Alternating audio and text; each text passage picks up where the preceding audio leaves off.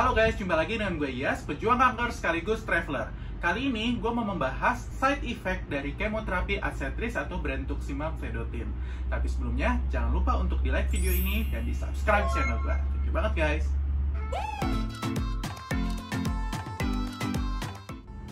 Ya, jadi side effect kemoterapi yang Adcetris ini emang gue udah pernah janjiin, seinget gue udah pernah ngomong di video-video sebelumnya bahwasanya pengen bikin satu video yang lengkap untuk Adcetris ini. Kenapa? Karena waktu kemarin itu belum kelar nih pengobatannya. Sekarang nih, by the time video ini di record, itu udah kelar. Jadinya aku bisa tuh kayak memetakan apaan aja sih ternyata side effect setelah 16 kali disuntik atau diinfus kemoterapi dengan Adcetris. Rangkaian kemoterapi Adcetris itu 16 kali sesuai dengan clinical trialnya. Tapi menurut info dari dokter gue sih, itu sebenarnya bisa 8 kali aja juga udah cukup sebenarnya. Tapi sekali lagi dilihat evaluasinya ya, jadi tergantung pasiennya. Dan waktu aku seperti biasa, kan uncommon ya. Jadi gue itu waktu dievaluasi 8 kali itu, tepatnya gue dievaluasi waktu ke 10 kali. Dan itu ternyata masih belum cukup, jadi dilanjutin lagi. Waktu itu padahal sih udah half response ya. Half response-nya itu mengarah lebih tinggi dari half malah. Tapi ternyata di hari ulang tahun kemarin kan udah ada faktanya bahwasanya ternyata ini ada progressive disease lagi. Jadi kayaknya ini nggak terlalu mempan juga gitu ya. Adcetris ini sendiri adalah kemoterapi regimen ketiga atau bisa dibilang phase ketiganya. Jadi sebelum ini aku udah pernah di ABVD sama ICE.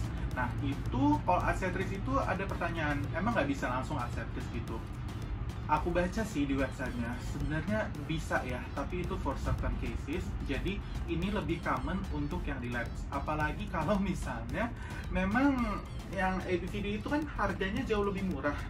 Kalau ini kan sangat jauh lebih mahal, jadi sering banget mungkin orang nggak mau langsung ke yang sini juga. Dan ini pun juga digabungin, jadi kalau misalnya ABVD itu digabungin Adcetris, kalau nggak salah ada vinblastine yang nggak boleh dipakai, tapi instead of vinblastine atau yang huruf V-nya itu yang V-nya itu diganti Adcetris, jadinya ABD plus Adcetris.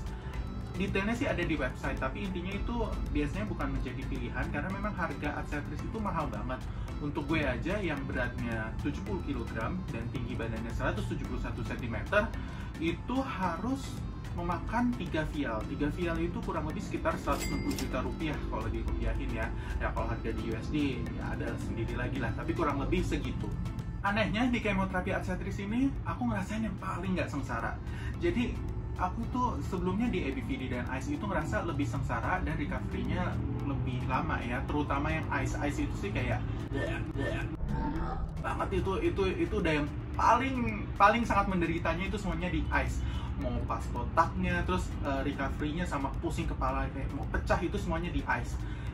Tapi itu pun juga gak separah orang lain sih kalau aku lihat. Jadi parahnya aku kan as usual ya agak beda ya sebenarnya, tetap aja separah-parahnya aku kalau di compare sama orang lain agak lebih stronger lah gitu ya, lebih strong. Kalau lebih stronger mah double. Sorry. Anyway, langsung aja kita ke side effect yang waktu Adcetris. Jadi ini aku sambil buka website officialnya Adcetris ya, karena kan nggak hafal ya, apalagi ini kan namanya banyak yang kedokteran banget. Jadi langsung aja kita ke possible side effects-nya of Adcetris. Jadi ada nerve damage, symptoms-nya ikut numbness atau weakness in arms or legs, itu terjadi sih. Jadi agak berasa kaku terus kayak kebas-kebas, tapi itu juga nggak parah. Jadi untuk yang point nerve damage ini terjadi. Kemudian allergic infusion reactions ini terjadi banget, kayak symptomsnya include fever atau rash itu kayak ruam-ruam gitu, itu terjadi banget ini nih gue tunjukin gambarnya, dan itu bahkan sempet sampai ke muka. Jadi awal-awalnya banget dari kemo yang pertama sampai ke 8, maksudnya yang Adcetris ya, dari Adcetris pertama sampai ke 8 itu sampai 10 itu tuh masih yang kayak cuma di badan-badan doang, di kaki-kaki sampai ke upper body sini, tapi kayak di leher tuh stop, jadi di muka tuh nggak ada. Tapi by the time setelah kemo ke-11 itu ya ampun, rashnya sampai ke sini-sini gitu, kayak puber lagi gitu, padahal kan udah bukan umur puber ya. Cuma anyway itu terjadi. Jadi yang paling sengsara sih yang rash ini, bahkan kayak sejenis tumbuh bisul, bukan bisul sih, tapi kayak rash-rashnya itu tuh berair. Airnya juga bukan keluar nanah, tapi lebih ke kalau gelembung-gelembung air gitu. Dan kalau ditusuk keluarnya juga air, bukan nanah. Kalau nanah kan putih ya, kalau ini keluarnya tuh air. Dan kalau nggak sengaja kegaruk itu keburu pecah keluar air, itu nanti malah akan nyebar dan malah makin parah. Jadi yang paling sengsara sih rash-nya itu kalau misalnya di arthritis ini. Nah, kemudian blood problems atau fever symptoms include ada fever of demam gitu ya, terus habis itu ada rasa sakit, terus habis itu ada batuk. Ini sih enggak sih ya. Jadi demam sepanjang yang aku ingat sih nggak pernah waktu arthritis, malah yang demamnya aku parah itu waktu ice, tapi waktu arthritis seingat aku nggak pernah demam. Terus kita lanjut ke berikutnya, infections, serious infection caused by bacteria, fungi. Ini juga enggak sih. Jadi waktu itu seingat aku nggak pernah. Ada pernah aku kenanya demam berdarah, tapi itu juga ya karena digigit nyamuk, kan lagi apes aja. Oke, lanjut. Tumor lysis syndrome apa nih? Is caused by fast breakdown. Oh, nggak ada sih, nggak ada tumor tambahan lagi. Kemudian severe kidney problems itu masalah ginjal ya. Masalah ginjal aku juga enggak sih. Jadi memang dikasih obat untuk kayak pelapisnya gitu, pelapis lambung sama pencernaan gitu, sama mungkin udah include kali ya, itu pokoknya kan terkait dengan pencernaan sama ginjal. Tapi nggak literally dikasih obat ginjalnya ya, karena kan ini juga dicek ureum kreatininnya, fungsi ginjalnya seperti apa, itu normal-normal aja. Jadi aku sih nggak merasa ada ini. Liver problems, masalah liver juga nggak ada. Kayak tiredness, pain on the upper right side, dark urine, kayak pipisnya gelap gitu, itu juga nggak ada. Kemudian lung problems, lung juga nggak ada sih, nggak ada kayak kalau di sini bilangnya batuk, shortness of breath, kayak sesak nafas gitu, enggak. Cuma aku memang di dada ini ada yang sakit gara-gara tumornya. Jadi kalau di sini itu kan aku ada lokasi kankernya. Jadi kalau bernafas itu bukannya sesak tapi sakit, kayak ada yang ketusuk. Dan itu aku rasa ya gara-gara kankernya, bukan gara-gara si arthritisnya. Skin problems, loh kok double sama yang tadi?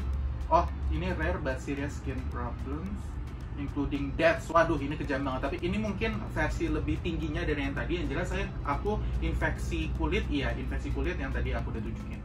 Kemudian possible side effects lainnya, gastrointestinal, serious problems, severe abdominal pain, muntah. Nah, ini juga unik nih. Jadi selama aku kemoterapi 30 kali menggunakan ABVD, menggunakan ICE, itu nggak pernah muntah. Tapi pertama kalinya ya aku throw up atau muntah itu waktu arthritis. Tapi itu pun juga cuma 1 kali sih seumur-umur. Waktu itu sumpah enek banget rasanya. Dan yang membuat waktu itu nge-trigger pengen muntah gara-gara aku nggak nafsu makan. Tapi keluarga aku bilang ya setidaknya sedikitlah buah gitu. Ya karena memang ya nggak cuma keluargaku ya. Maksudnya pasti dokter, suster, dan siapapun itu memang akan merekomendasikan untuk makan. Karena kan kalau kemoterapi kan kita akan lemes banget tuh. Dan memang badan kita sebenarnya butuh energi. Cuma memang kita akan cenderung menolak badannya. Nah, waktu itu aku udah ngerasa enak banget. Bahkan udah dibantu obat mual juga masih berasa enak. Jadi waktu itu aku memang menolak makan karena kayaknya udah feeling kok kayaknya bakal muntah. Ternyata bener aja. Dan itu kejadian bener-bener cuma sekali dari 30 kali kemoterapi dan 55 kali radiasi. Dan terjadinya waktu arthritis. Jadi ini terjadi. Kemudian high blood sugar enggak, karena sugar aku rendah banget. Baik gula darah puasa maupun gula darah sewaktu itu tuh rendah, aku di angka 70-an karena kan pernah keto. Kalau pernah keto otomatis gula darahnya sih rendah, apalagi sekarang dietnya aku juga tetap low carbs diet kan, jadi karbo aku sedikit, gulanya juga sedikit, otomatis gula darah terjaga.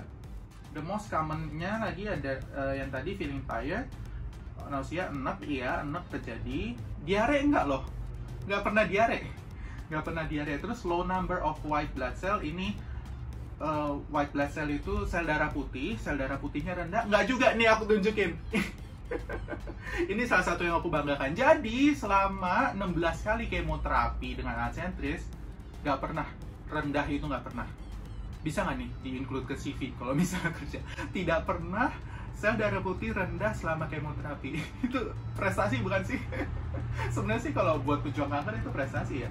Terus habis itu infection of the nose or sinusitis, enggak sih. Dari dulu aku memang sebenarnya pilekan orangnya, tapi malah ini enggak. Pilek enggak, fever juga enggak, constipation susah boker ya. Kalau constipation itu enggak juga, lancar-lancar aja, tapi enggak sampai diare juga. Jadi ya lancar-lancar aja kalau masalah itu. Vomiting ya itu tadi, muntah cuma 1 kali. Hair loss nih malah tebel. Ya nggak setebel dulu juga sih, cuma nggak terjadi hair loss itu atau rontok rambutnya waktu Archetris, malah numbuh. Jadi kalau waktu ice itu memang rontok sampai habis banget semua bulu apapun ya, you name it, mau dari atas sampai yang paling bawah itu habis waktu ice. Ice itu paling habis. Waktu ABVD ya rontok juga tapi nggak sehabis ice lah. Nah waktu Archetris malah ini lumayan kan, ini sih belum terlalu lebat dan bentuk rambutnya berubah sih jadi lebih halus. Dulu rambut aku nggak kayak gini ya, nggak bisa kayak Korea gini, nggak bisa karena dulu afro blonde gitu, tiap kali numbuh tuh numbuhnya kayak keriting-keriting gitu, terus habis itu yang agak keras gitu. Dulu tipe rambutnya kayak gitu. Jadi ini nggak terjadi. Weight loss juga enggak. Weight loss itu terjadi waktu ABVD, dan itu pun juga lebih karena ke kankernya sih, bukan ke obatnya. Aku berat badannya ideal, masih segini. Wow. Jadi weight loss enggak banget. Upper stomach pain, painnya aku lebih ke lokasi-lokasi yang di kankernya. Jadi bukan upper stomach, kebetulan yang di dada sama yang di punggung. Low number of red blood, enggak juga. Red blood aku normal banget. Waktu itu low-nya malah waktu demam berdarah, tapi kalau sisanya sih enggak. Sores or swelling in the mouth enggak ada juga. Sakit di mulut nggak ada, dan bahkan nggak ada sariawan juga. Ini juga aneh sih, waktu itu dokternya bahkan pernah nanya, kamu bener nggak sariawan? Terus bener-bener dicek kan aku bilang enggak dok, enggak gitu. Terus habis itu dokternya ngecek kayak nggak percaya gitu, karena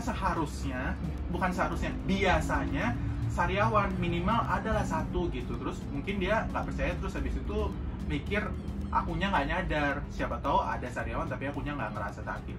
Dia cek emangnya beneran kagak ada, ya udah gimana dong, jadi nggak terjadi nih.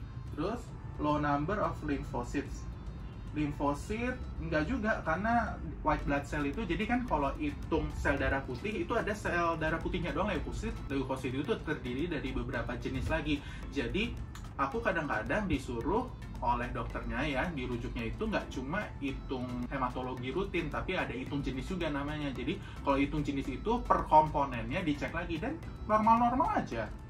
Sores or swelling in the digestive, ya ini tadi masalah pencernaan sih nggak ada juga sih. Dan abis, itu dia tadi possible side effects-nya. Dan kalau misalnya dibilang lemes juga, Archetris ini yang paling miraculous ya.